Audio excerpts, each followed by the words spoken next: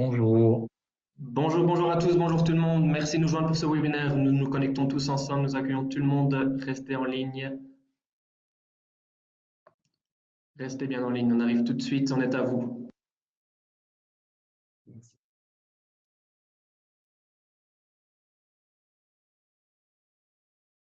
Tu me vois ou pas là? Parfait, Fabrice, tu nous entends bien? Je vous entends, ouais, c'est bon. Parfait. Bonjour à tous. Je vois qu'il y a Fabrice. déjà pas mal de monde. Bonjour Paul. Alors, on y est. Ce temps tant attendu, il est 10 heures pile. Nous sommes dans les temps. Nous sommes le 13 mars 2025. Bonjour à tous, bienvenue pour ce webinaire 100% francophone. Comme thématique de ce jour, de la maintenance à la performance, l'avenir du solaire. J'ai plaisir pour ce webinaire d'avoir dans cette introduction à mes côtés, du coup, bien évidemment, mon partenaire de longue durée de Distri-Mesure, avec qui nous travaillons principalement sur la France, avec Fabrice Bernard, et également qui est directeur commercial, et également mon collègue, pardon, notre directeur de Solarkino, CEO, Paul Dutoit. Dans un premier temps, afin de débuter ce webinaire et de lancer vraiment les différents intervenants, je tiens déjà tout d'abord à tous vous remercier. Je vois qu'il y a pas mal de monde qui apparaît, qui rejoint ce chat. Avant de parler un peu plus en termes de pratique technique de comment va être organisé ce webinaire, Fabrice, est-ce que tu pourrais un peu nous expliquer pourquoi ce webinaire, pourquoi cette thématique qui, je pense, nous intéresse tous. Voilà, Fabrice, la parole est à toi. On t'écoute et j'ai hâte de voir le nombre de participants grandir. D'accord. Très bien. Merci Romain. Bonjour à tous. Donc, je suis Fabrice Bernard, donc, de la société Distri-Mesure partenaire, donc Solarkino. Et en effet, avec notre partenaire, on a décidé de mettre en évidence une problématique particulière qui est effectivement donc, passer de la maintenance dans le domaine du PV à la performance. Et pour ça implique effectivement donc, je dirais un changement de mentalité, de stratégie des différents intervenants. Il ne s'agit plus effectivement de passer seulement sur de la réparation quand ça tombe en panne, mais d'optimiser donc en permanence, on va dire, la production d'énergie et la rentabilité des installations. Et ça donne lieu effectivement donc à un certain nombre d'actions, notamment donc effectivement et principalement, je dirais le fait de passer d'une maintenance corrective à une maintenance prédictive avec l'apport de capteurs, de IoT et l'usage de l'IA pour optimiser effectivement donc les performances. Évidemment, on verra ensemble que l'optimisation du nettoyage avec de la planification périodique ainsi que, je dirais, l'analyse météo, l'accumulation notamment sont des choses qui seront importantes. Il y a des facteurs comme la maximisation de la production de l'énergie par du monitoring avancé pour comparer des choses qui seraient effectivement attendues à du réel pour réadapter, on va dire, les stratégies d'inclinaison, ce genre de choses. On a également donc dans cet univers-là également la partie gestion des onduleurs, des batteries, à quel moment il est opportun effectivement de revendre l'énergie pour arriver à faire. Mais surtout, il y a évidemment l'exploitation de données derrière. On verra qu'on a un certain nombre de partenaires, Romain, comme tu le sais, et Paul, qui vont pouvoir mettre en évidence la gestion de la donnée, comment identifier des tendances, comment réajuster les stratégies, notamment. Mais surtout, comme on le disait, Romain, en préparant ce webinaire, c'est la formation des équipes, je dirais, à ce passage, à adopter en fait une nouvelle culture de l'amélioration en continu de cette maintenance, passer de la maintenance corrective à la maintenance prédictive, avec toutes ces briques qui vont effectivement nous permettre de travailler sur le sujet. Voilà.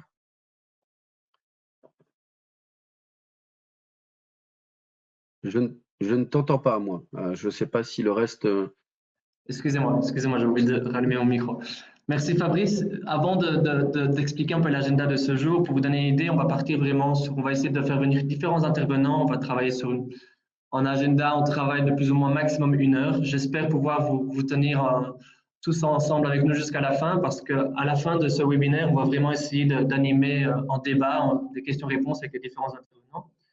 Je tenais à insister sur le fait qu'il y a un chat sur ce webinaire. Si vous avez des questions tout au long de ce webinaire, directement sur la thématique ou pour un intervenant précis, n'hésitez pas à les poser et on prendra le temps d'y répondre à la fin de ce webinaire.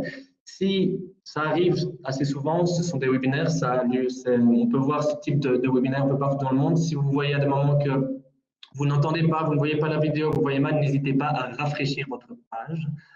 Donc, directement, passons au programme. Donc, comme Fabrice l'a mentionné, l'objectif ici, c'est vraiment de vous faire une vue d'ensemble sur cette maintenance à performance. Euh, donc, pour cela, on aura l'occasion, je ne vais pas passer trop de temps parce qu'on prend déjà le temps d'introduire chaque personne en parlant. Mais ici, on va faire venir différents acteurs. Dans un premier temps, on aura des acteurs de la société Solesio et Voltaclean qui vont nous parler plutôt d'une thématique, de la problématique générale qui est plutôt la compréhension de la salissure. Après ça, on va parler plutôt d'outils de mesure, plutôt de thermographie, avec un acteur crucial qui s'appelle InnovWeek, qui représente vraiment DJI sur toute la France. Ensuite, va venir notre ami Stanislas de la société SiteMark, qui sont assez connus pour tout cet aspect logiciel de gestion, vraiment suivi en temps réel des performances solaires, etc.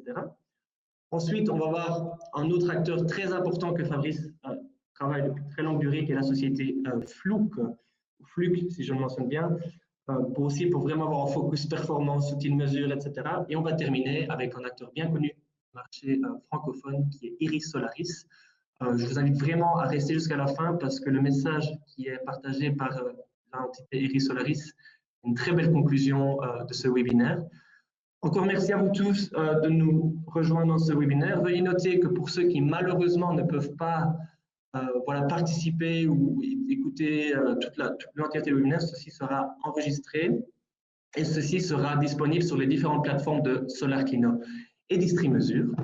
Par conséquent, on va maintenant démarrer avec les différents intervenants. Fabrice, du coup, je te vois tout de suite les intervenants. Et Paul, on se voit au Q&A. Paul, je t'invite également à bien couper ta caméra et ton micro. Et à tout à l'heure.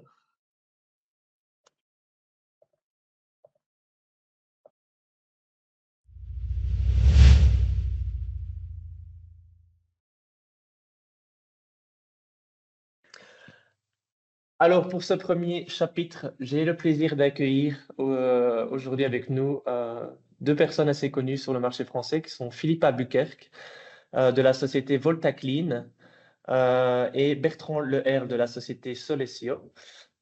Philippe et Bertrand ont une chose importante en commun. Ils représentent une société portugaise qui s'appelle Chemitech, qui est fabricant, fournisseur de solutions.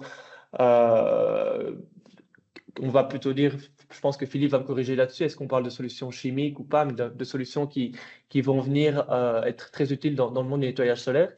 Il était crucial dans le cadre de ce webinaire de débuter ici avec Philippe et Bertrand pour comprendre en fait la problématique générale, parce qu'on parle de maintenance, on parle de performance, mais pour arriver à cette performance, il faut d'abord identifier un problème qui est unique, un problème général qui est la salissure. Du coup, Philippe, Bertrand, bonjour à vous deux. Merci d'être présents. Comment allez-vous? Bonjour. Bonjour, très bien, merci. Bonjour, bonjour à tous. Du coup, Philippe, je te propose de directement débuter. Je pense que la slide ici est bien visible et répondre un peu à cette question d'abord dans le premier temps pour rappeler, je pense, à nos auditeurs ou personnes qui regardent ce webinaire, pourquoi entretenir les panneaux photovoltaïques? Alors bonjour, Philippe, société Voltaclean. Pourquoi entretenir ces panneaux photovoltaïques, pardon. L'importance de l'entretien des panneaux photovoltaïques ressort sur la performance, sur la maintenance et la production. Très important. Si un panneau n'est pas nettoyé, on va perdre beaucoup de production. Qui plus est, ce que cherchent les clients, c'est la production et la performance sur l'entretien des panneaux. Comme le slide le montre, nous avons en 1 une amélioration du rendement, en 2 on a des entretiens préventifs qui permettent des réductions de coûts et qui a un impact important sur l'environnement et l'économie. Le slide 3 vous montre les modèles de salissure typiques que l'on rencontre régulièrement, je dis bien régulièrement, malgré ce que beaucoup de clients nous disent, oui, quand il va pleuvoir, ça va nettoyer, mais non, malheureusement, la pluie ne nettoie pas. On a besoin d'actions de nettoyage mécanique et de renfort de produits biodégradables. Je ne parle pas de produits chimiques, je parlais plus de produits biodégradables que l'on utilise pour une problématique que l'on voit sur la slide à droite. Le lichen qui vient se déposer, et si nous n'avons pas attaqué ce lichen, il va faire que de grandir d'année en année. Là, l'image le montre bien, ça date de plusieurs années, car le champignon est très gros.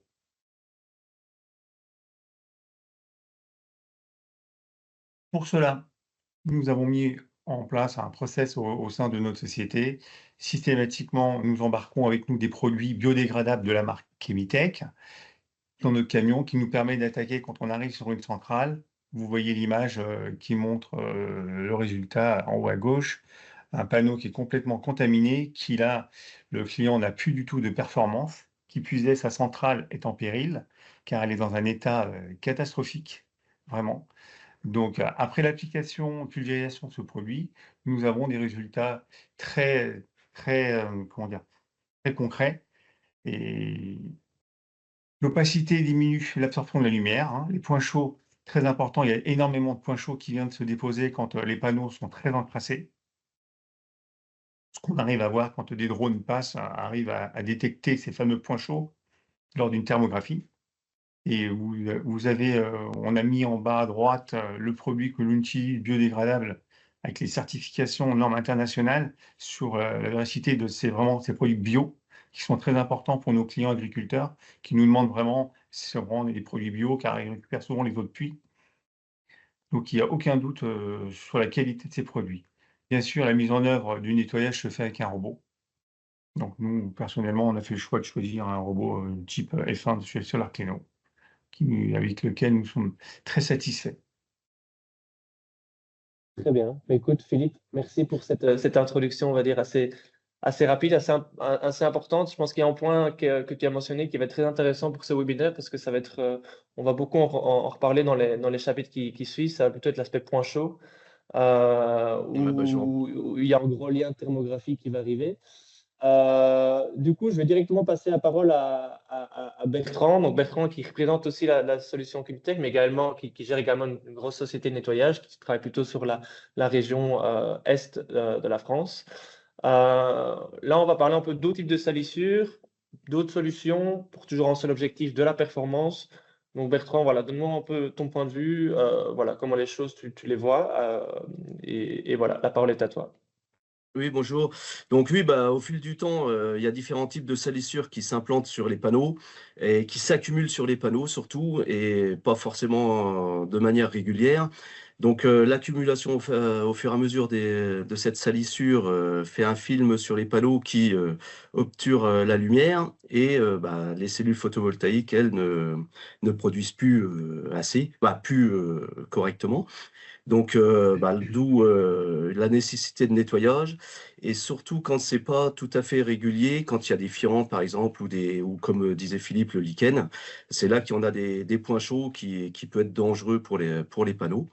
Et donc, on a des solutions, les différents types de salissures, ça peut être des matières organiques comme les fientes, le sable du Sahara, tout ce qui est, les feuilles, tout ça, les pollens.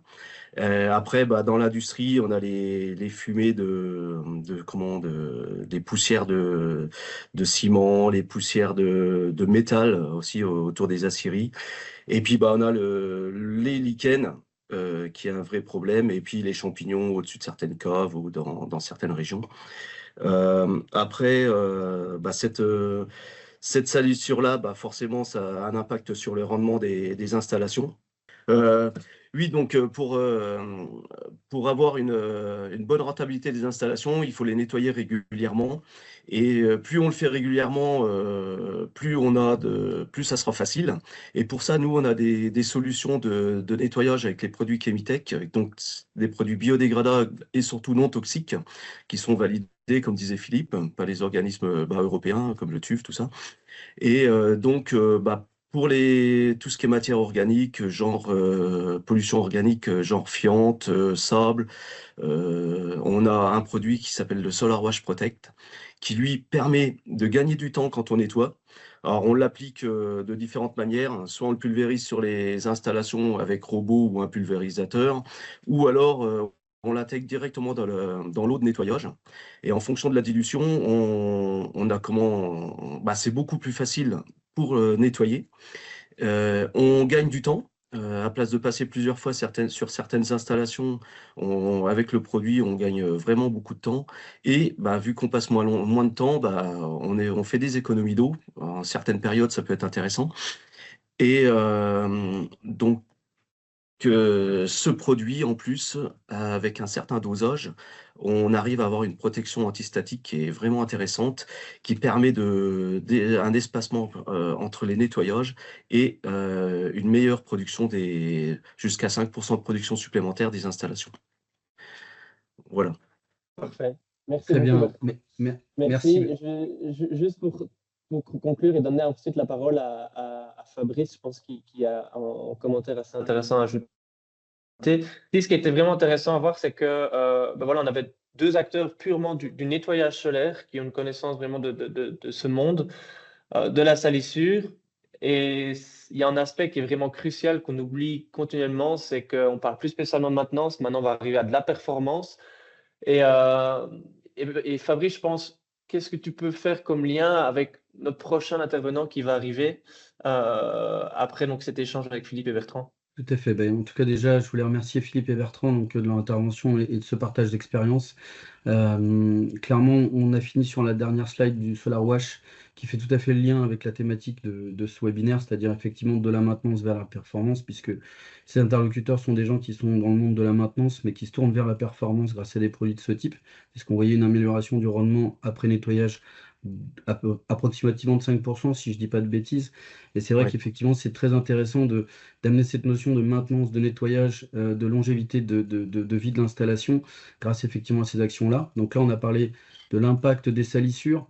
On va se tourner effectivement vers un autre acteur qu'on appelle donc DJI Enterprise, qui est effectivement le leader mondial pour la partie, on va dire, détection par drone de ces salissures sur les installations photovoltaïques. On va être en capacité de les détecter, on va être en capacité, avec ces outils-là, de pouvoir les identifier et de traiter a posteriori effectivement des actions de maintenance préventive et donc d'agir vers la performance. Voilà. Parfait. Merci Fabrice. On va du coup passer au chapitre suivant. Philippe, Bertrand, vous restez là. On se voit aux questions-réponses en fin de webinaire. Merci à vous et à tout de suite. Merci encore, messieurs. Merci. Merci beaucoup.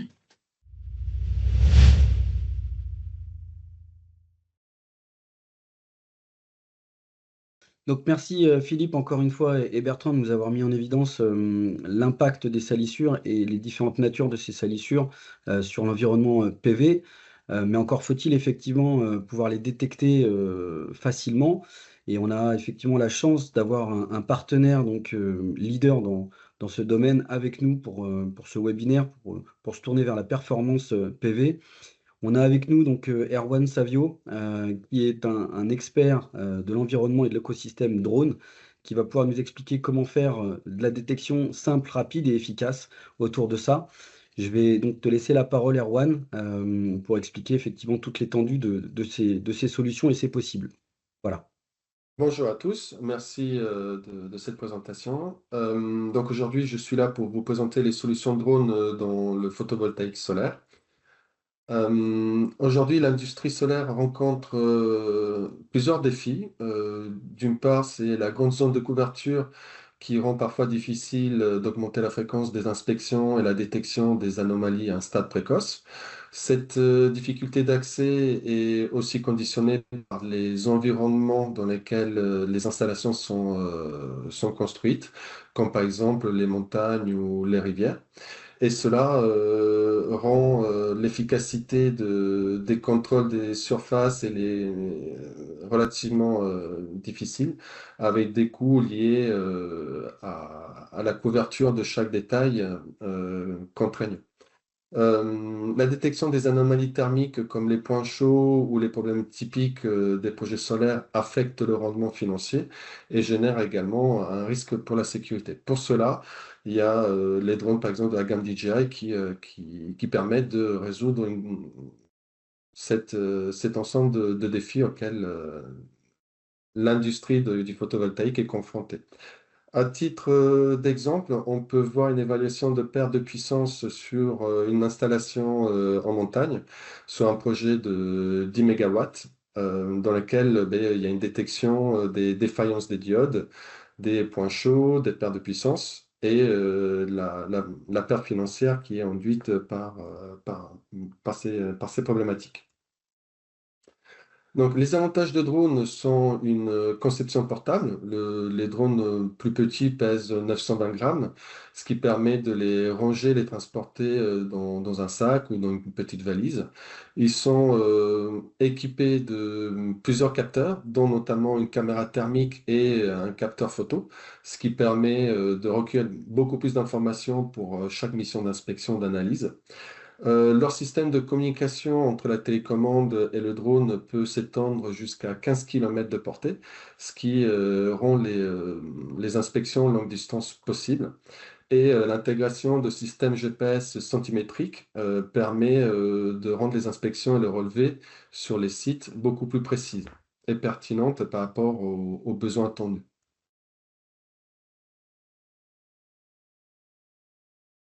Dans chaque étape de la conception à l'exploitation et maintenance, toute une gamme de drones avec différentes solutions de capteurs sont disponibles. Par exemple, dans le relevé de sites et cartographie, l'utilisation des drones va permettre de générer de la photogrammétrie, des nuages de points pour évaluer un projet et tenir compte des conditions environnementales, de l'altitude, de la pente. Dans la phase de conception et de l'agencement, les drones vont pouvoir générer des données d'élévation, des orthophotos, des modèles 3D à haute précision, ce qui va permettre de calculer le nombre de panneaux, leur position, l'angle de montage. Au niveau de l'ingénierie, les drones vont permettre de générer des orthophotos de manière périodique, ce qui va permettre d'obtenir un flux d'informations et surveiller, monitorer l'avancement des travaux. Et dans le cas précisément de l'exploitation et maintenance, grâce au double capteur des drones thermiques et photo, on va pouvoir analyser les données par des solutions tierces et donc identifier les points chauds, les cellules endommagées, les fientes d'oiseaux. Et l'intégration de capteurs tiers comme des caméras électroluminescentes vont permettre d'aller plus loin dans l'analyse et dans l'inspection de l'état de l'installation du parc photovoltaïque. En général, un flux de travail avec l'utilisation des drones dans le domaine du photovoltaïque se déroule de la manière suivante. On va identifier d'abord quel est le besoin en termes de captation de données. En fonction de cela, on va choisir la plateforme de drone la plus adaptée. Planifier la mission soit par la télécommande, soit par des interfaces web qui vont permettre de partager et contrôler les drones à distance. Et en fonction des besoins identifiés, par exemple pour la gestion du site ou la gestion de l'avancement des travaux, utiliser des applications tierces qui permettent de s'intégrer parfaitement dans les flux de travail de la gestion de ces besoins. À titre d'exemple, pour le relevé d'une installation, on va pouvoir générer des cartes d'élévation et des cartes de surface, ce qui vont permettre de générer par exemple des courbes de niveau et s'intégrer dans des plateformes tierces et donc permettre des relevés beaucoup plus précis. La génération de Digital Surface Model, donc des données d'élévation de surface, peuvent être traitées par des logiciels tiers, donc l'utilisation de cours détaillés pour optimiser les angles d'installation des antennes dans la phase de conception du site. Dans la phase de gestion avancement des travaux d'ingénierie, le fait de pouvoir passer avec le drone à différentes étapes et phases de construction vont permettre également de monitorer l'avancement des travaux et s'intégrer avec des solutions CAD, par exemple, pour vérifier la conformité de la construction. Et lorsqu'on est dans une phase de production, des solutions adaptées comme SiteMark vont s'intégrer parfaitement avec les données recueillies par les drones pour effectuer des systèmes de contrôle et vérification et mettre en place toutes les phases de maintenance et d'entretien des panneaux photovoltaïques. Voilà pour ma partie. Je vous remercie de l'attention et je reste disponible à la fin du webinaire pour répondre aux questions qui pourraient apparaître sur le chat. Merci beaucoup. Bonne journée. Au revoir. Un grand merci, Erwan, pour ta présentation très instructive sur l'écosystème drone, concrètement projeté à l'univers du PV. On n'a pas forcément idée effectivement de toute l'étendue, c'est-à-dire que la performance, elle est aussi en amont de la construction, et on a vu toutes les phases qui sont très importantes sur le sujet. Et en effet, ta dernière slide permet de mettre en évidence qu'une fois détecté, eh bien, il faut traiter l'information, et le partenaire, donc Sitemark, qui saura nous présenter effectivement sa solution, pourra mettre en évidence la suite, clairement. Merci encore une fois, Erwan. Merci à vous. Erwan. Merci.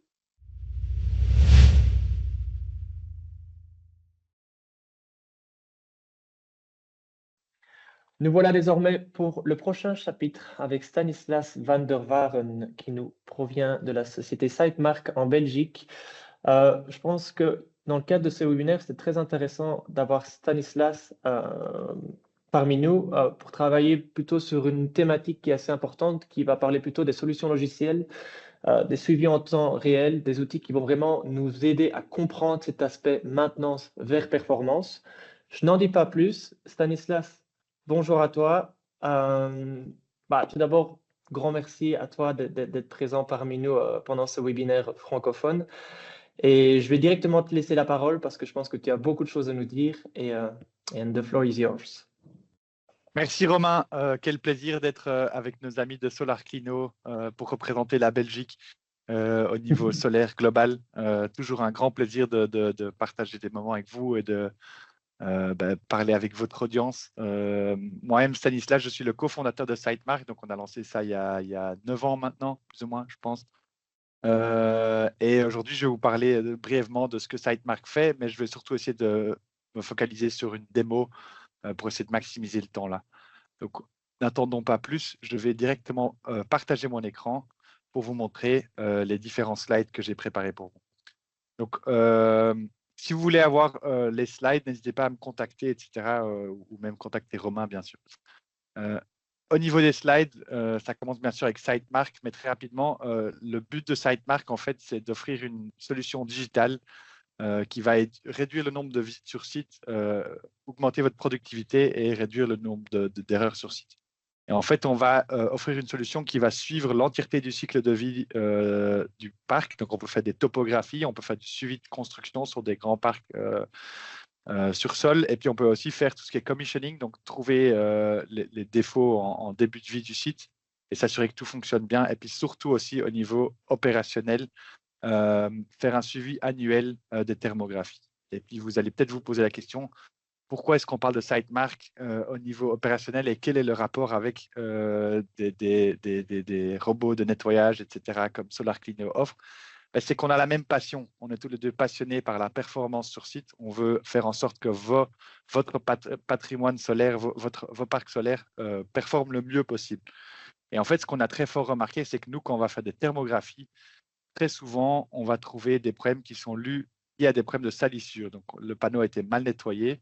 Ça va bien sûr résulter dans un hotspot ou un problème sur le panneau. Donc, véritablement, vous perdez de l'énergie. Mais ce n'est pas tout à fait nécessaire pour Sitemark d'aller trouver ces problèmes parce que si vous allez simplement nettoyer les panneaux, on va les retrouver aussi.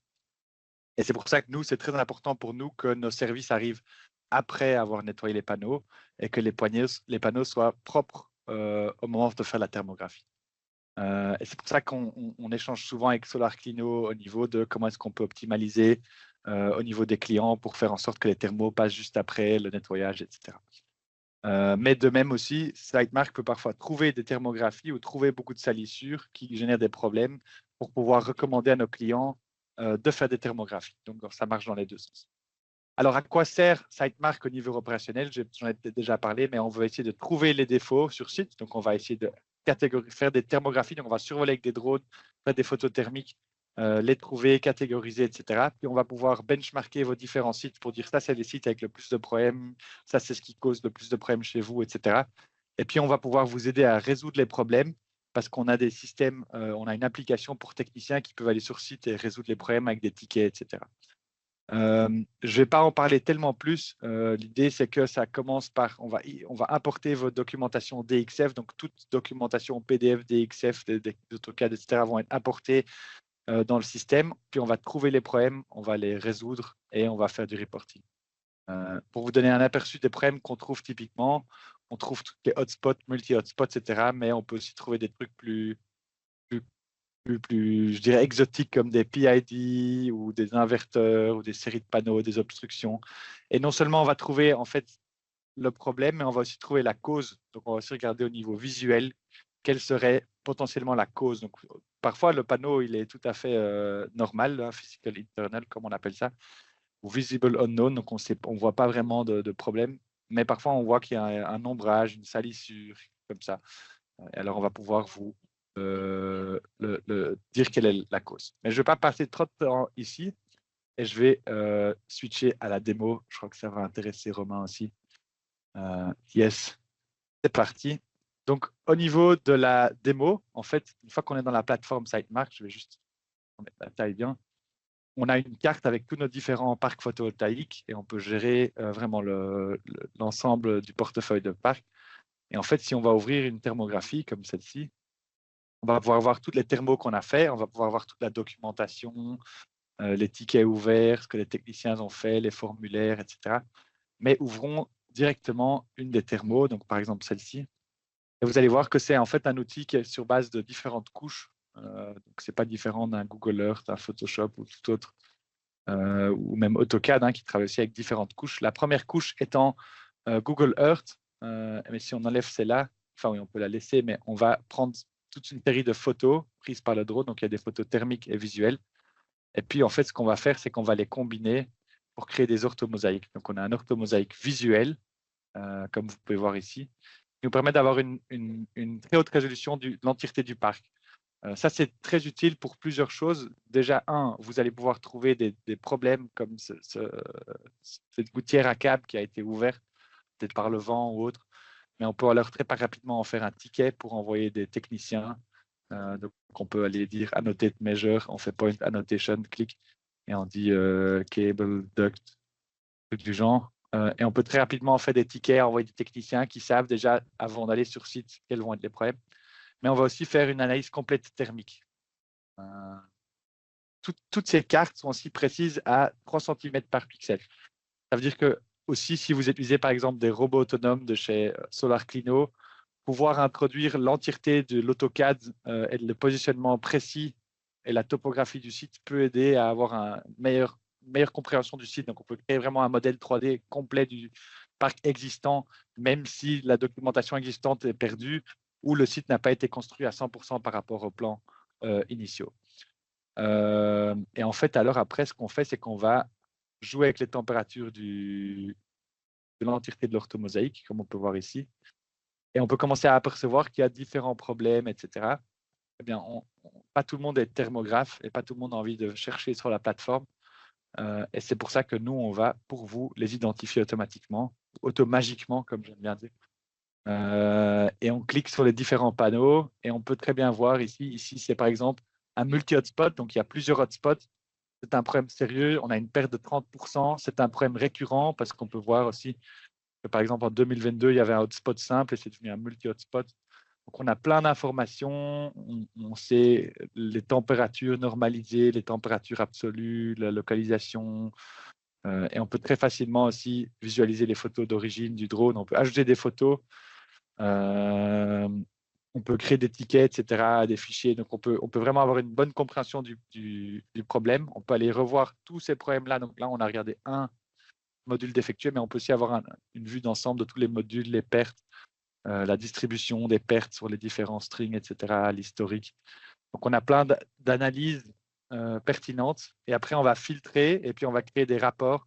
Vous pouvez exporter des rapports PDF, etc., sur la performance du site. En fait, c'est ça vraiment l'idée, c'est que Sitemark va vous aider à avoir une vue d'ensemble de votre portefeuille. Vous pouvez même avoir une vue de performance du portefeuille pour voir quels sont les parcs sur lesquels vous avez le plus de pertes, etc. Et alors, arriver à gérer et s'assurer que les techniciens soient efficaces en leur sélectant les bons modules. Et ça ne remplace pas du tout un système de monitoring, parce qu'un système de monitoring va pouvoir vous garantir ce qu'on appelle le availability. Donc, avant, beaucoup de contrats ONEM, c'était garantie de availability. Donc, on vous devait s'assurer que le système fonctionne, hein, que les inverteurs tournent, etc. Mais maintenant, de plus en plus, on commence à se dire, voilà, non seulement on veut que le système fonctionne, mais on veut aussi avoir une performance la plus haute possible parce qu'on a payé pour tous ces investissements. Et c'est pour ça que de plus en plus, c'est intéressant de nettoyer les parcs photovoltaïques et d'avoir des produits comme SolarClino, mais aussi de savoir quels sont les modules qui sont défectueux et de vraiment aller creuser plus loin. Et c'est là que je crois que SiteMark est extrêmement pertinent dans le marché d'aujourd'hui, parce qu'en fait, on aide non seulement les O&M, mais aussi les asset owners à mieux comprendre quels sont les parcs qui ont le plus de problèmes, quels sont vraiment les problèmes sur site, où est-ce qu'ils se trouvent, et bien préparer les techniciens pour qu'ils soient efficaces sur site. Donc, si vous partagez la même passion que moi pour augmenter la performance de vos parcs, n'hésitez pas à nous contacter. Une fois de plus, merci Romain de m'avoir invité aujourd'hui. Si vous avez des questions, n'oubliez pas, je serai là aussi dans le Q&A à la fin. Donc, vous pouvez déjà commencer à taper vos questions. Je me réjouis de les résoudre ou d'avoir vos réponses. Merci beaucoup, Stanislas. Maintenance, performance, je pense que tu l'as vraiment bien identifié, bien souligné. J'ai vraiment apprécié les liens que tu fais entre thermographie, nettoyage, analyse. Au final, la maintenance, c'est une famille en tant que telle, c'est-à-dire qu'on a vraiment ces différents acteurs, ces différents niveaux d'analyse, et c'est ce qu'on essaye dans ce webinaire, c'est vraiment d'amener différents acteurs de différents milieux, et je pense que SiteMark ici a vraiment quelque chose d'intéressant et vraiment très, très pertinent au niveau logiciel. Donc, Stanislas, grand merci pour ton échange, grand merci pour tout ce travail que SiteMark fournit, je pense, de manière quotidienne. Et pour l'audience, toute personne qui a des questions concernant SiteMark, vous pouvez retrouver à la fin de ce webinaire les coordonnées de Stanislas. Et vous pouvez désormais poser toutes vos questions et on y reviendra en fin de webinaire. Nous allons maintenant, par conséquent, passer au prochain speaker, au prochain invité. À tout de suite, Stanislas. On se voit plus tard dans ce webinaire. Merci. Merci Stanislas. Au revoir. Au revoir.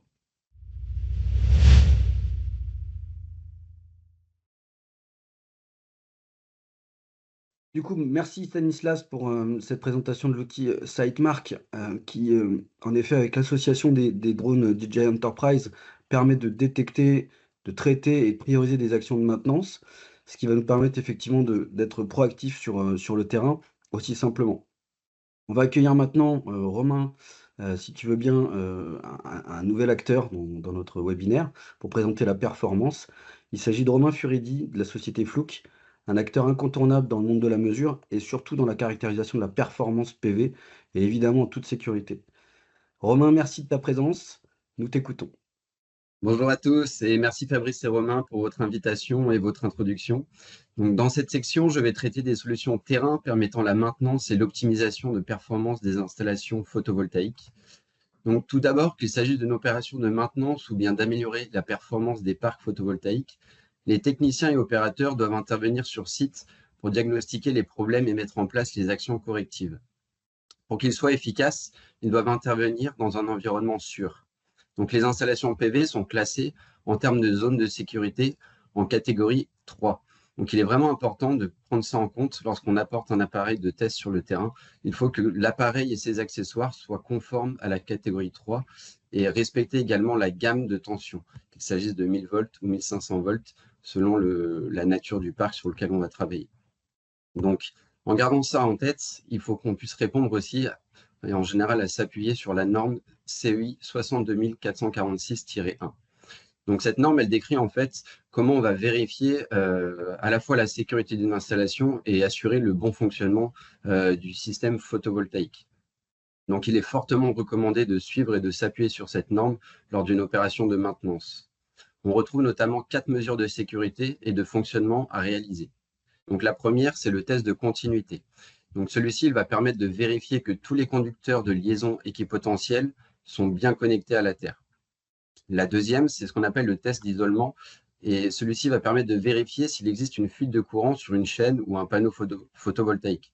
Et ça permet aussi de voir comment vieillit le système pour éventuellement prévoir les actions correctives. En troisième mesure, en général, c'est plus une mesure fonctionnelle, celle-ci, c'est la mesure VOC. Donc, ça correspond à la tension d'un circuit ouvert. Et celle-ci, elle va permettre de déterminer quelle est la tension maximale qu'une chaîne est capable de fournir au moment de la mesure. Et enfin, la dernière, qui est également une mesure fonctionnelle, c'est le test ISC. Donc là, c'est le courant de court-circuit qu'on vient tester.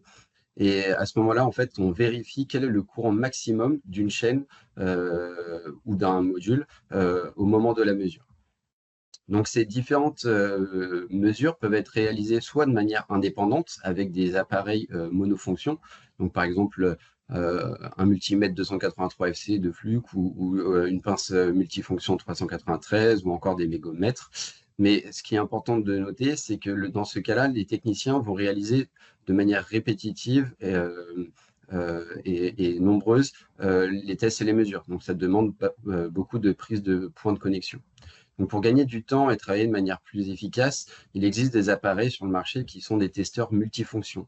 Par exemple, le testeur multifonction SMFT 1000, celui-ci va avoir une fonction Keep the Leads qui permet de réaliser l'ensemble des tests de sécurité en une seule fois et un seul branchement au niveau d'une chaîne.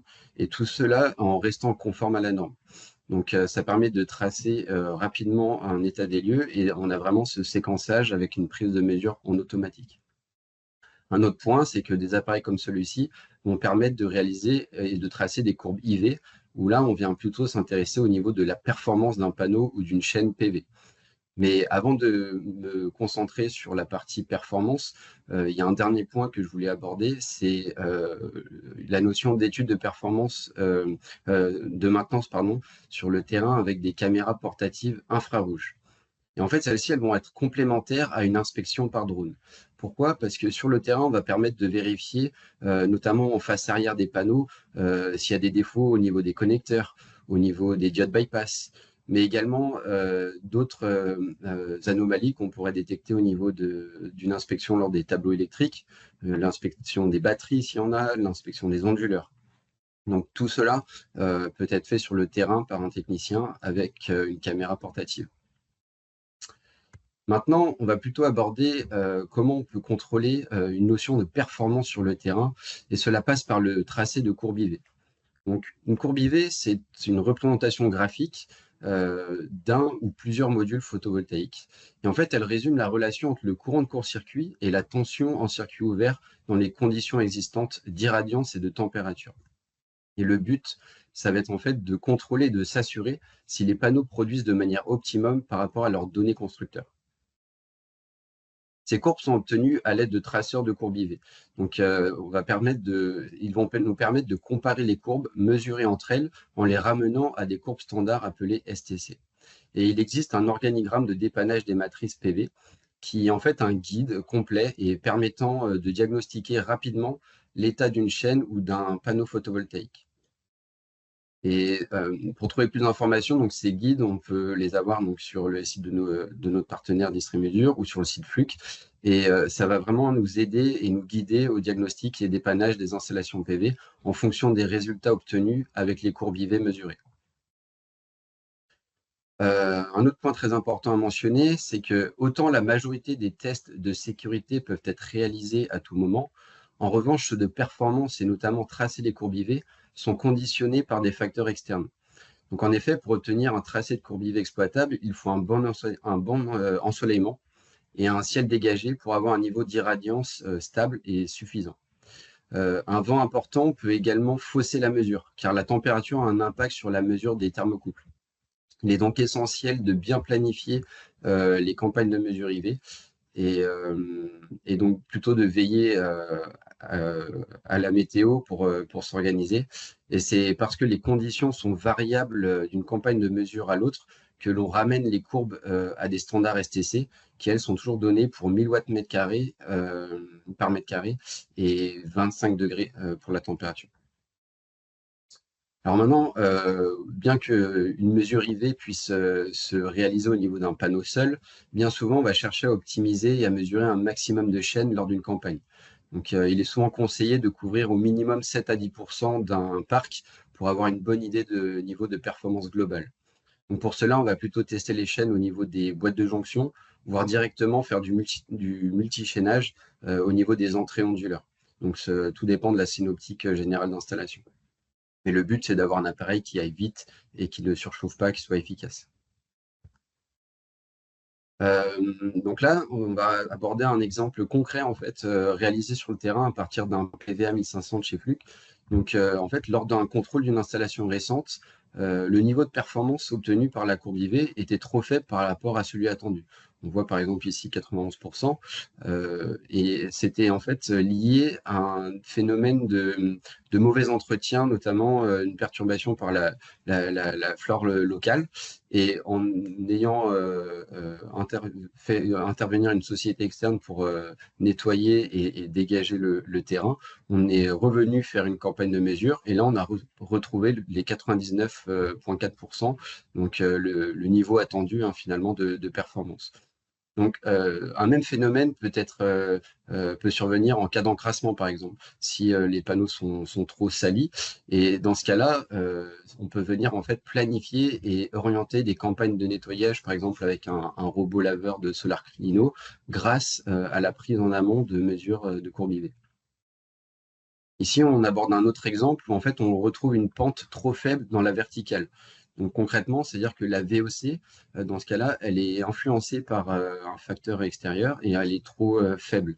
Et ce qui vient décaler notamment notre point de puissance maximum. Donc cela impacte donc la performance globale. Et le but, c'est de trouver donc quel est le phénomène perturbateur. Et en suivant donc le diagramme qui nous oriente et guide sur les causes possibles, on retrouve notamment donc la piste des dégâts de défaillance au niveau du câblage photovoltaïque. Ça peut être un mauvais dimensionnement de celui-ci, ou encore une mauvaise interconnexion entre les modules. Donc, grâce à une courbe IV, on a un ensemble de phénomènes et de diagnostics assez rapides que l'on peut conduire pour vite retrouver le niveau de performance optimum de notre installation. Enfin, ces courbes IV, donc, elles permettent, donc, on a vu, un diagnostic rapide et efficace et assez détaillé de notre état de performance globale de notre parc et de l'installation. Et pour réaliser ceci, donc on a différents modèles possibles. Donc on a par exemple le PEVA 1500, le SMFT, et tous vont nous permettre de générer quelque chose de très important, c'est notamment des rapports. Ces rapports qu'on va pouvoir exporter par la suite, par exemple au format Excel. Et donc ça veut dire que c'est des données qu'on va pouvoir archiver, stocker, par exemple sur un site comme SiteMark. Donc il est vraiment important aussi de mentionner que le PEVA 1500, c'est le seul traceur IV qui va être dédié et aux grosses installations avec des panneaux à haut rendement et jusqu'à 1500 volts. Donc ça, c'est une notion très importante à garder en tête. Alors que le SMFT, lui, va plutôt se concentrer sur les installations en 1000 volts. Donc voilà ce que je pouvais partager avec vous aujourd'hui sur les solutions de terrain de maintenance et les solutions de performance. Donc, merci à tous pour votre attention. Je te laisse maintenant reprendre la main, Fabrice. Et pour rappel, si vous avez des questions, n'hésitez pas à les soumettre dans le chat et on y répondra à la fin de la session. Très bien, merci Romain pour ton intervention qui était riche en informations sur comment on traite effectivement des problématiques détectées à l'aide des autres moyens qu'on a pu voir et s'orienter vers la performance. On va accueillir effectivement une structure qui s'appelle Iris Solaris, un acteur majeur donc, dans le secteur du photovoltaïque avec de nombreuses installations, puisque c'est 15 ans d'expérience avec 800 bâtiments photovoltaïques et plus de 3000 sites en exploitation et en maintenance. Et leur leitmotiv, c'est effectivement se tourner vers la performance, puisqu'il y a quand même 600 millions d'investissements, 600 millions d'euros d'investissement. Et donc, on va pouvoir effectivement les accueillir et nous expliquer effectivement comment ils font effectivement pour être aussi performants. Voilà. Merci Fabrice, merci Romain. Merci.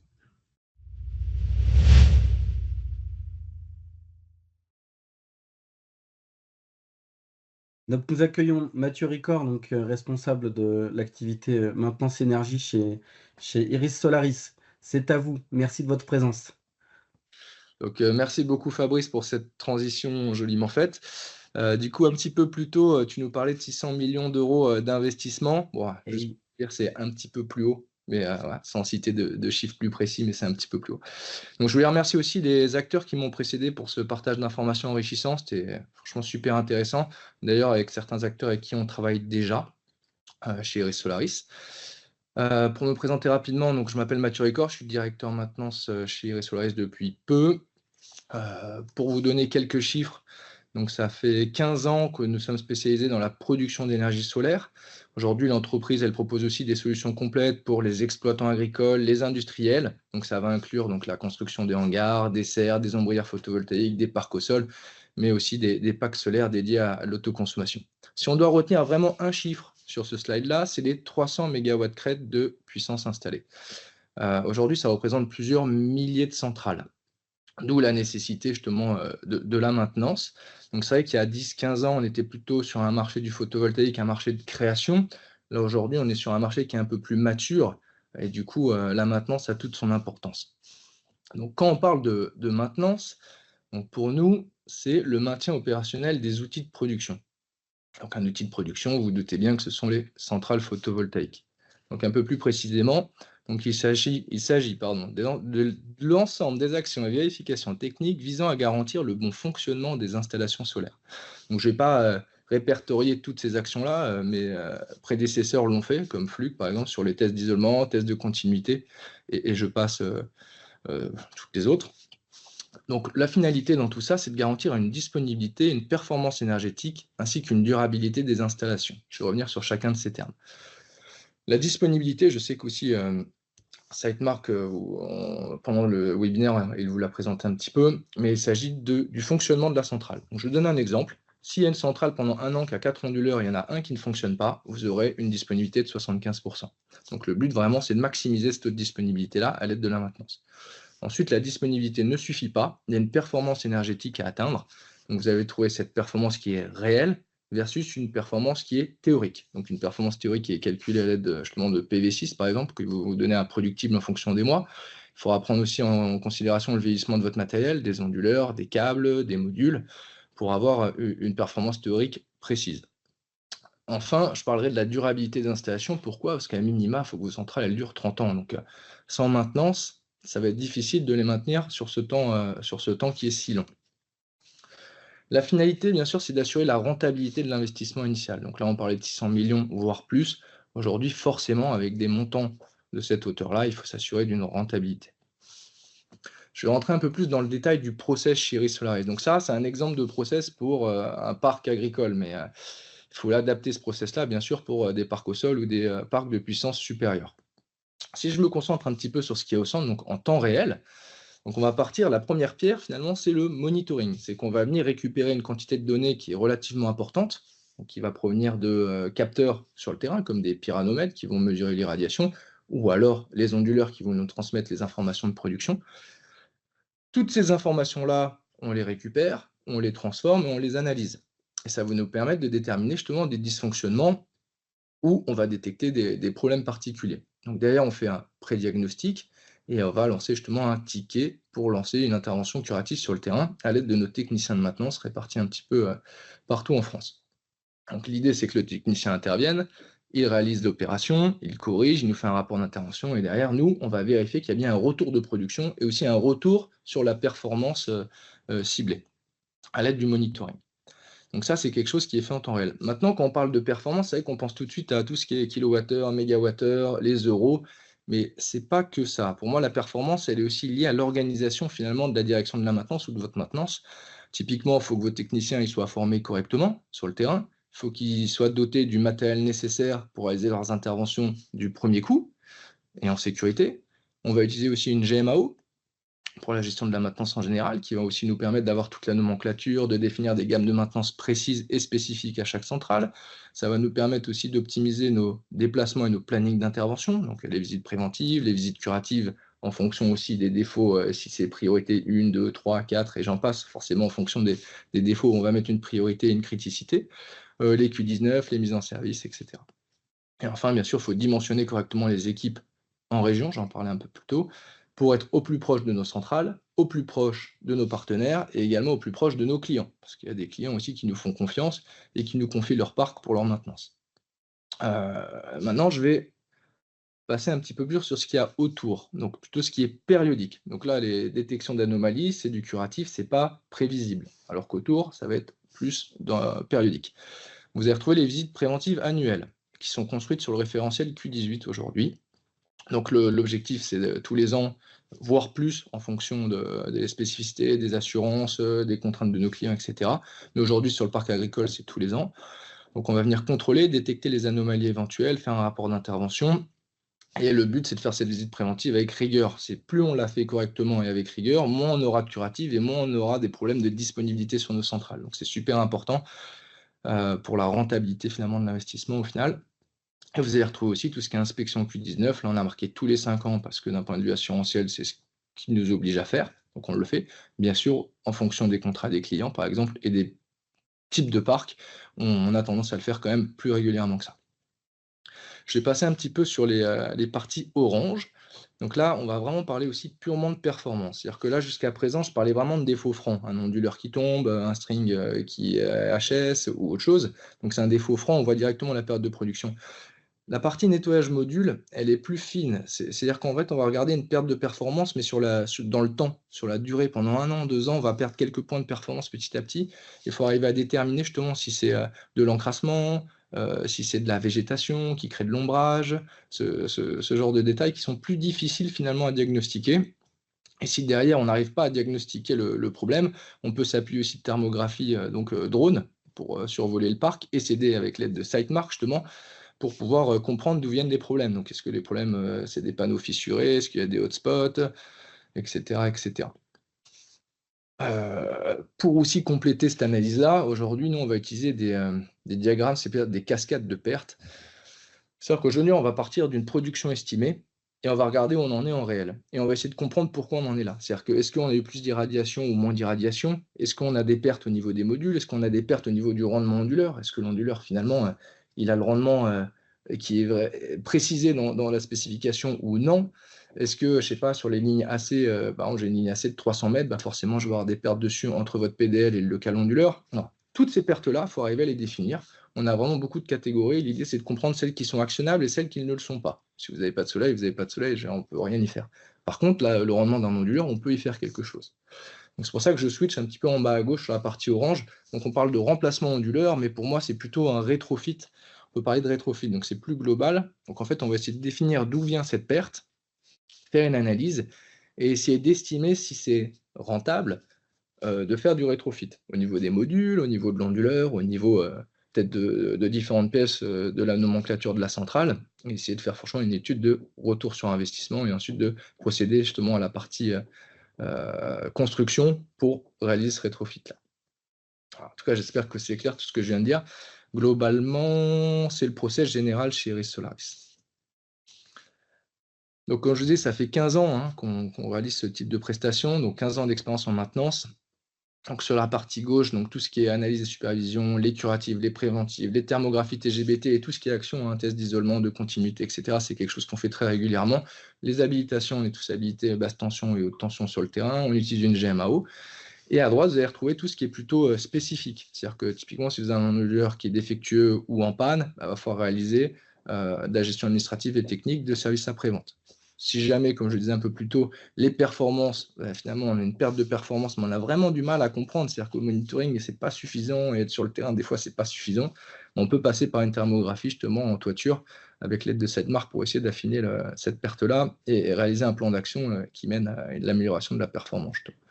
Les rétrofits, je viens d'en parler. Audit de dommages matériels, c'est plus tout ce qui concerne les sinistres. Vous avez un incendie, vous avez là aujourd'hui avec le réchauffement climatique, il y a de plus en plus de problèmes de par exemple, une tempête de grêle. Une tempête de grêle, là, Sitemark, ça va être très utile pour ce type de choses. Les inspections Q19, j'en ai parlé un petit peu plus tôt. Et aussi, on est compétent pour tout ce qui est travail en hauteur. Donc, l'idée, c'est d'avoir toutes ces compétences en interne pour avoir la maîtrise de la maintenance et justement avoir la maîtrise aussi de la performance de nos centrales sans avoir à sous-traiter beaucoup de ces activités-là. Donc, au final, on arrive à avoir une forte compétence sur nos parcs en interne et l'idée maintenant, c'est de pouvoir aussi donner accès à ces compétences-là à des sociétés tierces qui nous confieraient leur parc justement en maintenance chez nous. Donc ça, c'est une activité qui est assez nouvelle chez nous et qui croît. Donc voilà, si jamais vous avez des besoins que vous souhaitez en tout cas en discuter, n'hésitez pas à contacter les personnes citées en bas de cet écran. Donc voilà, pour moi, j'ai fait le tour. Donc je vous remercie. J'espère que j'ai été clair. N'hésitez pas à poser toutes vos questions. Je remercie beaucoup donc SolarClino Distrimesure pour l'invitation et je vous souhaite une excellente journée. Merci Bah, Mathieu. écoute, formidable. Merci beaucoup, Mathieu, de votre intervention. Je crois que pour le coup, ça a bien permis de comprendre qu'effectivement, eh bien, pour avoir de la performance, il faut être dans l'activité de maintenance, mais avec une bonne maîtrise, évidemment, de chaque brique qu'on a pu évoquer en amont avec les différents partenaires qui sont passés. On voit que tout fait le lien et que c'est un ensemble qui nous permet d'accéder à la performance. Et sincèrement, je suis ravi de vous avoir avec nous parce que je crois que le message a bien été passé. En tout cas, il me semble que on comprend bien que pour faire de la performance, il faut être un acteur vigilant sur la partie maintenance, mesure, acquisition, traitement de données et détection. C'est un ensemble qui permet effectivement de se tenir vers de la performance. Un grand merci, Mathieu. Bah, avec plaisir. En tout Voilà. cas. Je te propose, Romain, de partir sur le question-réponse potentiellement, sauf si tu veux rajouter quelques petits mots. Oui, ça va être l'opportunité. Je voulais juste souligner une chose. Je pense, Mathieu, merci également pour tous ces clins d'œil que tu as pu faire lors de cette présentation aux autres intervenants. Je pense que c'était une belle conclusion de tout ce monde de la maintenance, de la performance. Et voilà, je pense qu'il n'y avait pas mieux pour pouvoir terminer ce webinaire. Je pense que pour ce premier webinaire 100% francophone, c'était une belle réussite en termes de contenu partagé et merci pour ça. Et oui, du coup, Fabrice, je pense que maintenant, pour toutes les personnes qui nous regardent, on va repasser tous ensemble pour répondre à toutes vos questions. Donc voilà, à tout de suite. Merci beaucoup. Merci.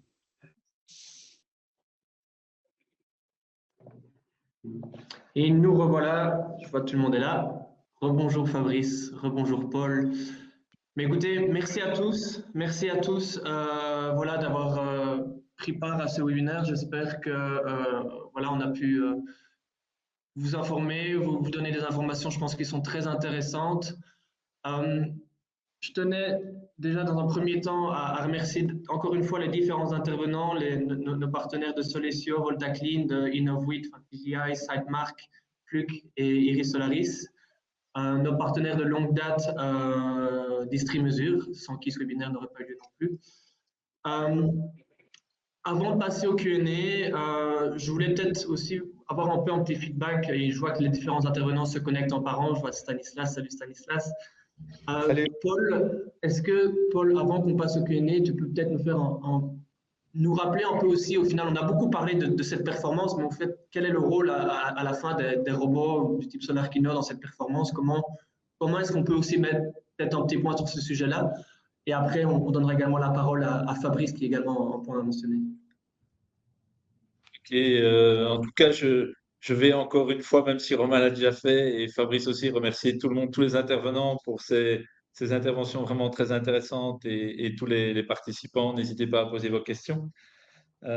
Évidemment, SolarClino, le but de SolarClino, il est double ici. Le but, d'une part, en tant que SolarClino, développeur de robots, c'est de vous fournir tous les robots les plus optimisés possibles, les plus simples à utiliser pour optimiser vos performances. Tous les robots, il faut savoir qu'ils sont développés à la base par des nettoyeurs. C'est ce qui fait vraiment une grosse différence par rapport à d'autres. C'est que tout est réfléchi pour être optimisé. Le but, c'est d'avoir des robots évidemment les plus robustes possibles, les plus simples à réparer.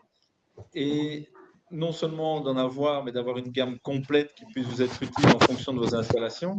Et alors, le deuxième point aussi de SolarClino, c'est justement via ces webinaires, comme celui d'aujourd'hui, c'est d'essayer de faire comprendre à tout le monde l'ensemble de la chaîne qui est utilisée, donc pas uniquement le nettoyage, mais tout ce qui concerne aussi la maintenance, via notamment les drones, via le matériel de mesure et via tous les concepts qui sont utilisés.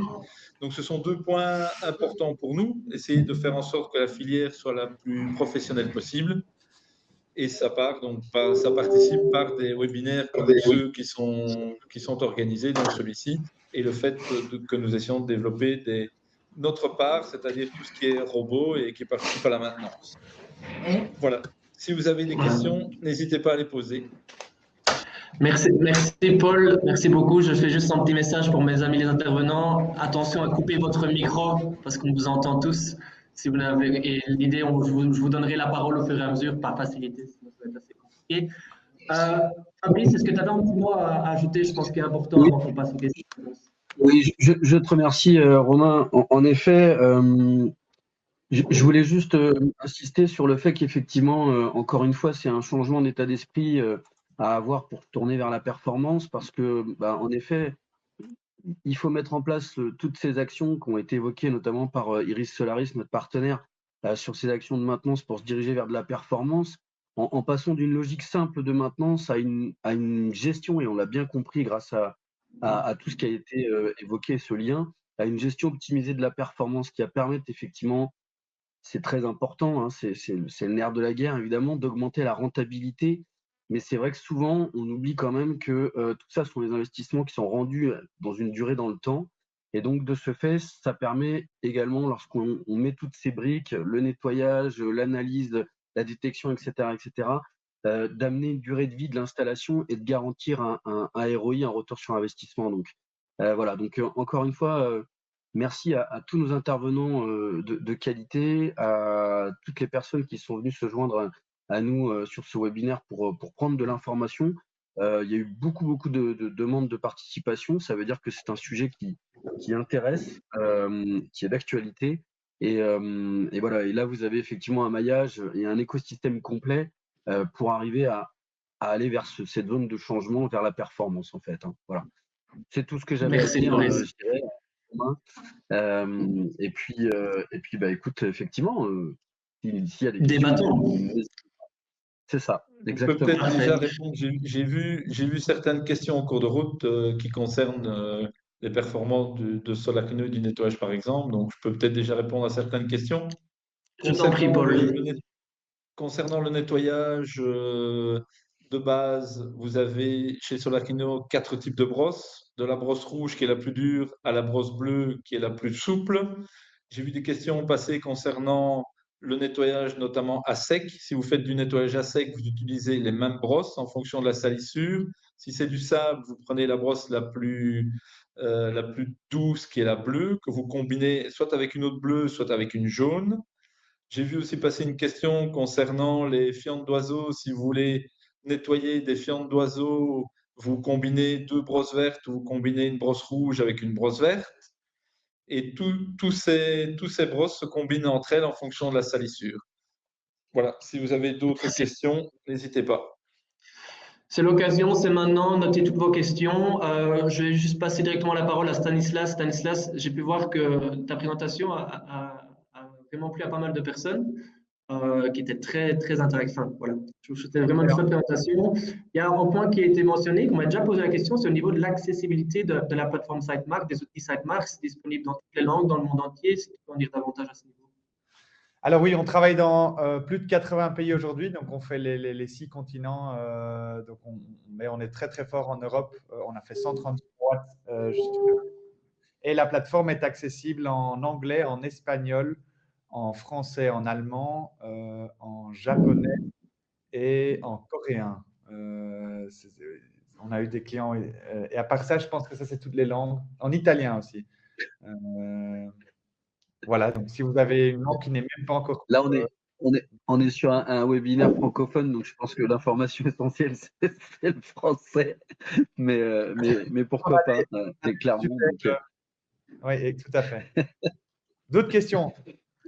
Alors, on va reprendre ça. On a toutes les questions ici. Peut-être pour la partie drone, Erwan, ici j'avais une question. L'inclinaison des panneaux a-t-elle une influence sur les relevés par drone? À quelle hauteur le drone survole-t-il les panneaux? Merci de vos réponses. Alors, déjà, bonjour tout le monde de nouveau. Est-ce que vous m'entendez bien? Oui, parfaitement. Oui, parfaitement, Erwan. Donc, au sujet de l'influence sur les relevés thermiques, évidemment que l'angle d'inclinaison modifie la manière dont la chaleur est repartie et réfléchie. Et donc, un panneau solaire incliné peut générer des reflets parasites qui peuvent perturber l'imagerie infrarouge.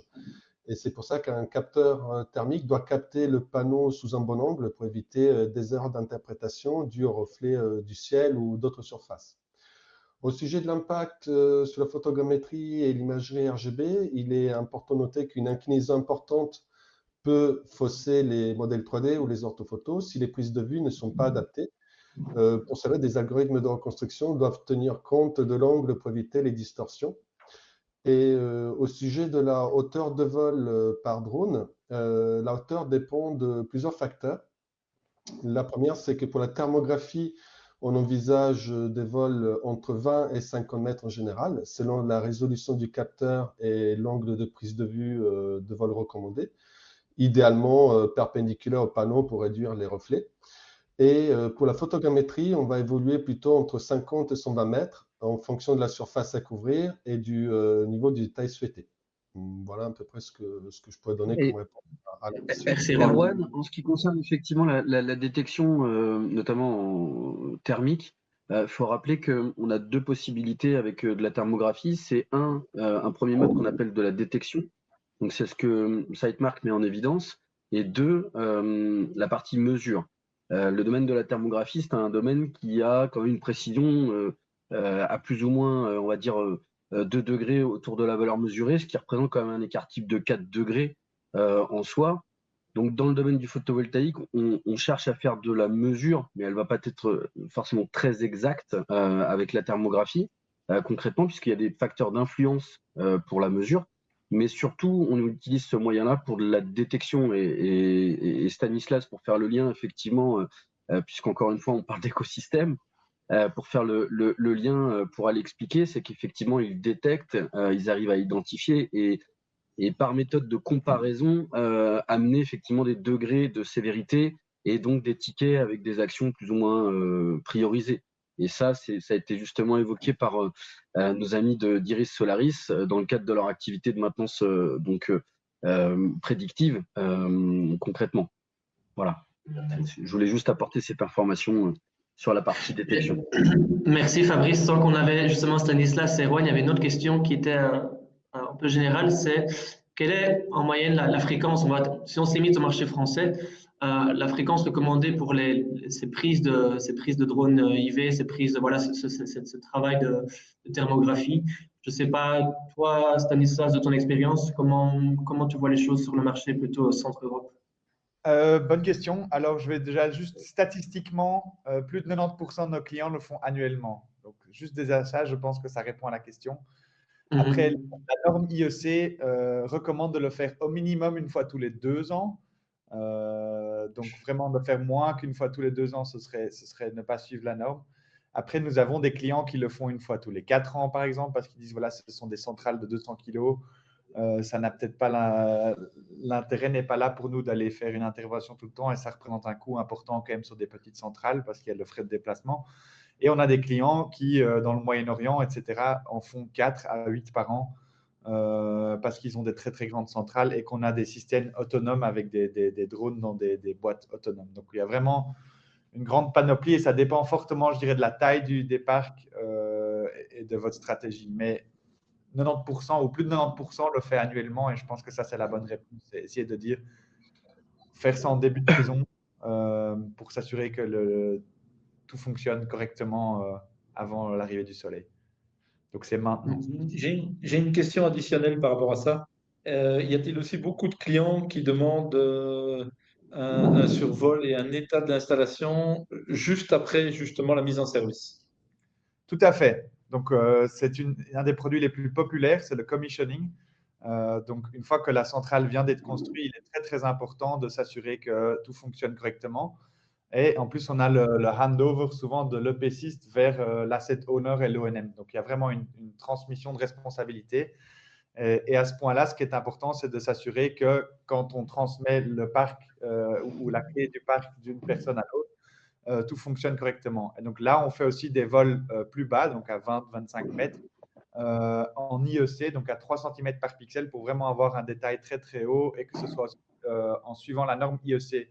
Ce qui veut dire que si dans 5 ans, on a une grêle ou un problème, ou on a utilisé un robot qui n'était pas SolarClino et qui a détruit tous les panneaux, on peut retourner et voir si jamais la thermographie au commissioning était bon ou pas, et quelle était vraiment la cause pour avoir créé les dégâts sur les panneaux, etc. Donc, il y a des moments clés, c'est-à-dire au commissioning. Souvent aussi, les 2 premières années, l'EP6 va faire l'ONM. Donc, après 2 ans, quand on passe de l'EP6 à l'ONM qui va prendre le parc après, aussi un moment clé, aussi certainement faire un vol thermique IEC. En dehors de ces points-là, les vols non IEC sont tout aussi capables et permettent de voir les anomalies. Mais c'est certainement une bonne question. Stanislas, on a la chance d'avoir Iris Solaris avec nous, notamment Justin Chabana et son collègue, qui sont donc, effectivement, on a compris, un acteur sur le plan de l'installation, la maintenance, l'exploitation, etc. Donc, ils utilisent toute la partie drone et bonjour messieurs, et la partie effectivement SiteMark, puisqu'ils sont utilisateurs, et on l'a découvert en préparant effectivement ensemble ce webinaire.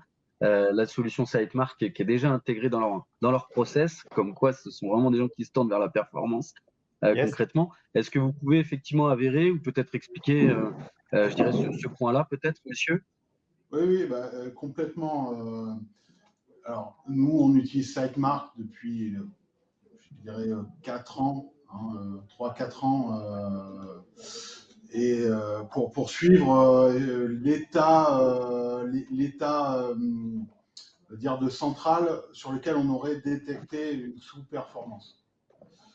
Donc on fait plus, on rentre dans du prédictif. Nous on écarte les causes primaires et on vient derrière faire un survol de drone pour aller chercher la petite bête sur nos panneaux, ou alors venir derrière ça lancer une campagne de reconstruction suite à un événement climatique inattendu. On l'a eu il y a 2 ans, on en a souffert, mais cette marque était là pour cibler notre stratégie derrière de reprise.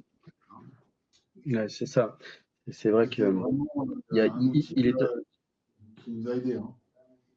Pour en avoir discuté avec Mathieu, votre directeur de la maintenance, c'est vrai que la collecte de la donnée, il l'a très bien expliqué pendant son intervention.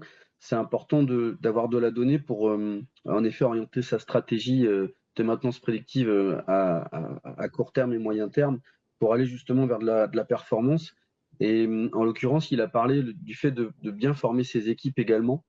Justement à toute cette procédure et à cette envie d'aller vers la performance en fait. Donc ça veut dire que vous en interne vous faites, et je le sais puisqu'on est partenaire on travaille de manière très étroite, je sais que vous faites monter en compétence l'ensemble de votre parc technicien sur ces différents sujets qui permettent effectivement d'aller vers cette notion de maintenance. Et puis surtout votre activité commerciale n'est plus juste d'avoir vos propres installations, mais c'est de proposer également votre service et votre compétence maintenance performance vers des sociétés tierces, je crois. C'est bien ça, messieurs.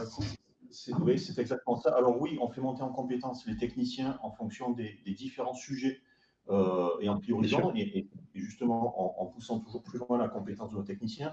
On fait aussi monter en performance également l'outillage qu'ils utilisent pour s'adapter aux nouveaux enjeux, aux nouveaux défis. Et on augmente aussi le nombre de techniciens et les effectifs sur l'ensemble du territoire.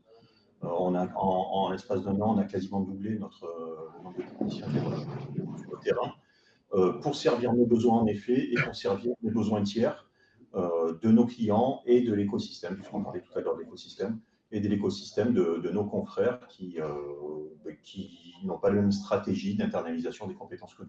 Oui, pour pouvoir répondre à tout ça, effectivement, on a besoin d'un panel très important d'outils et de mesures pour aller chercher la sous-perf ou le bon diagnostic sur le terrain, et se déplacer qu'une fois. Justin, il y a une personne qui posait la question de savoir ce qu'était le référentiel, parce que Mathieu l'a évoqué, le référentiel Q18. Ça, c'est pour, on va dire, du contrôle réglementaire et on est sur de la maintenance plutôt classique, qui est donc quelque chose d'obligatoire, c'est ça? pour après se Alors, tourner vers des actions de maintenance prédictives? c'est quelque chose que les assurances demandent. Hein, D'accord. ça peut être quelque chose de réglementaire, comme on pourrait aller vérifier tous les ans un harnais de sécurité ou ce genre de choses. Là, l'assurance demande une vérification périodique de nos installations, hein, pour s'assurer des risques encourus, hein, au niveau incendie, et on suit un référentiel qui est donné par l'APSAD. Ouais, d'accord. Donc là, c'est le Q18. Il y a également le Q19 qui est propre au métier de la thermographie également. Tout à fait. Tout à fait. Et ces deux référentiels ont pour but de limiter les risques incendie et explosion sur les installations électriques. Ouais. Et en effet, ce sont des demandes de l'assurance pour là où les centrales concernent. On a vu lors de l'explication de Flouk et de Mathieu que, bon là, il y a du contrôle réglementaire, mais il y a aussi du contrôle régulier avec la caméra thermique de pointe. Quand on est sur site, une fois qu'on a détecté avec les drones et la gestion des tickets, etc., avec SiteMark, l'opérateur arrive sur site et il dispose d'un équipement de pointe pour aller détecter des problématiques de connexion, des choses comme ça. Donc voilà, on comprend qu'effectivement, il y a besoin de... Oui. Ouais, ça fait partie on va dire, du package de nos techniciens, hein, pouvoir vérifier l'invisible, hein, au travers de la thermographie. Et ils sont, du coup, le référentiel Q18 nous impose aussi une vérification thermique, thermographique plutôt. Et on a construit chez nous nos vérifications périodiques, hein, nos visites préventives, avec une vérification annuelle, hein, de toutes nos installations à la thermo. Donc, ils l'ont aussi bien lorsqu'on fait notre visite préventive que outil de diagnostic sur un dépannage ou une recherche de panne douteuse. Hein, voilà. Que ce soit sur la partie messieurs, vous avez parlé des référentiels Q18 et Q19. Est-ce qu'en une phrase, vous pouvez faire un résumé des deux référentiels? Parce qu'il y a des questions là-dessus. Alors, concerne des prises de vue thermographiques, avec des champs, des outillages et une trame différente, et tous les deux ont pour objectif de limiter les risques incendie et explosion sur les installations électriques. Ouais. D'un côté, enfin, c'est quelque chose de recommandé par les assureurs, c'est pas quelque chose de réglementaire en tant que tel, c'est pas une vérification type norme NFC 1500 par exemple ou 16600. C'est véritablement lié à l'exploitation de la centrale tout simplement et de son écosystème. Donc c'est fortement recommandé. D'ailleurs, enfin nous en tout cas Distri-Mesure, on est au fait et même si c'est pas réglementaire, c'est quasi réglementaire en fait. Hein, faut être clair. Je crois que Iris Solaris n'a pas une seule installation qui n'est pas vérifiée à l'aide de caméras Q19 et d'opérateurs bien évidemment formés.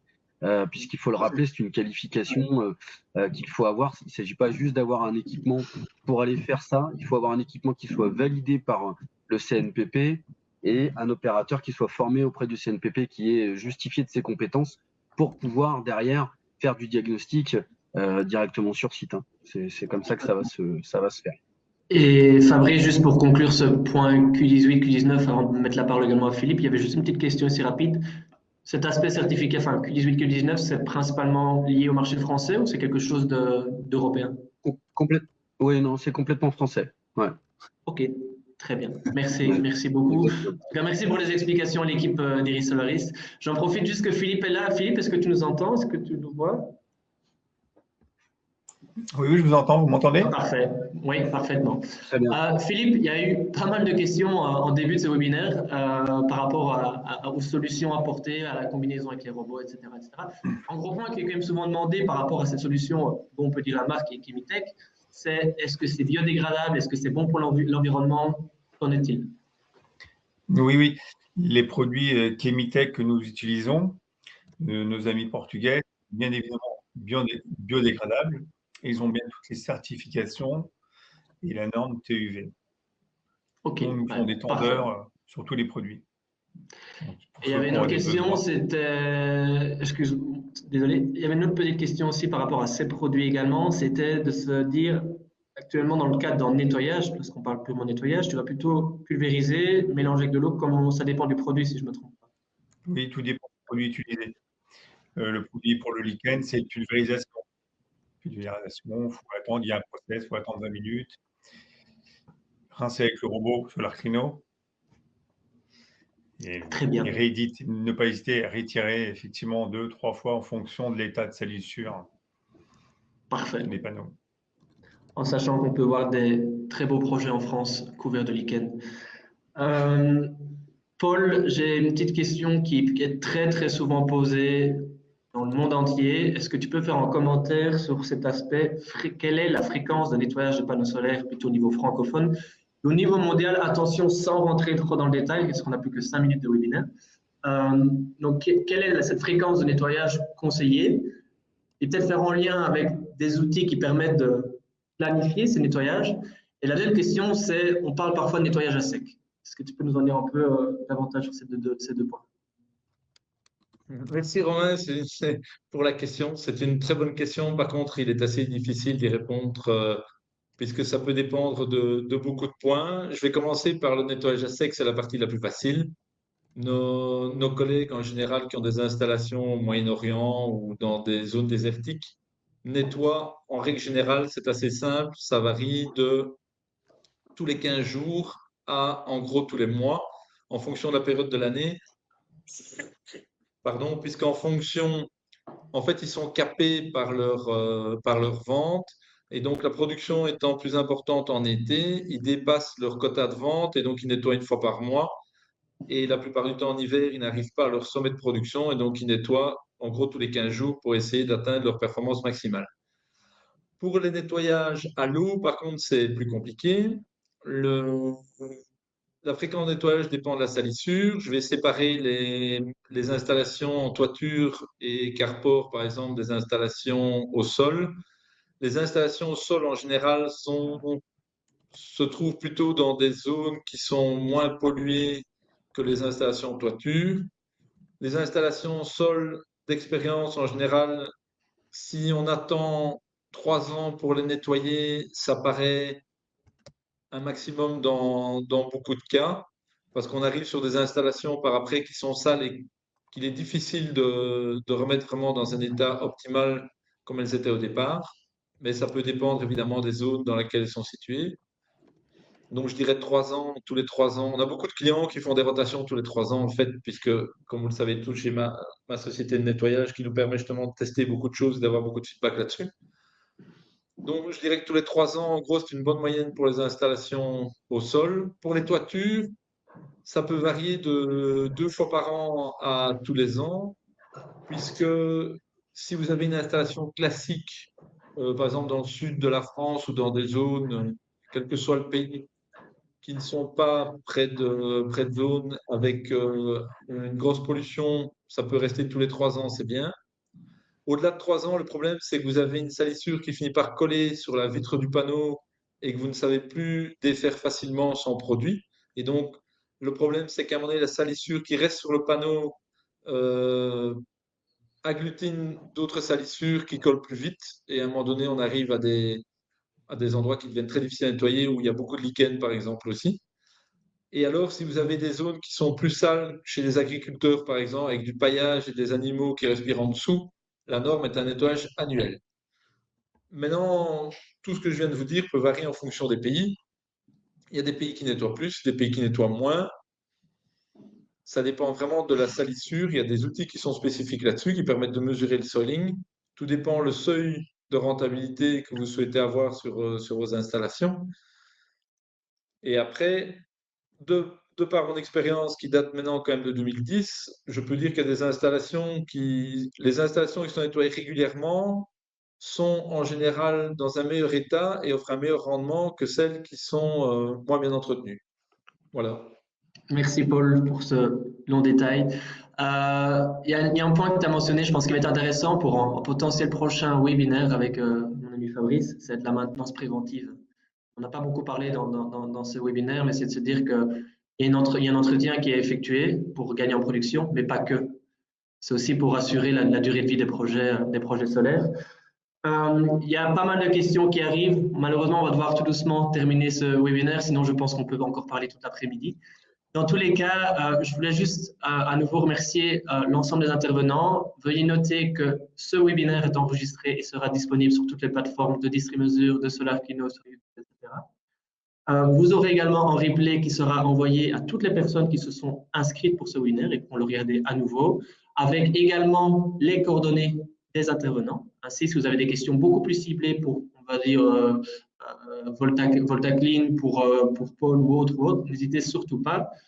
Je ne sais pas si, Fabrice, tu as un petit mot de conclusion à ajouter, parce qu'il y a beaucoup de questions qui rentrent. Mais... Oui, tout à fait. Déjà, merci pour l'intérêt de tout le monde, je dirais, puisqu'il y a beaucoup de questions, en effet, qui nous arrivent. Donc, ça veut dire que finalement, les sujets sont très intéressants et ça demandera d'être peut-être focusé quelque part dans d'autres événements de ce type. Donc, voilà, c'est la première fois qu'on organisait quelque chose sur le territoire français, entre guillemets en francophone, donc c'est top, une bonne réaction de la part du public et on va certainement réitérer, donc un grand merci.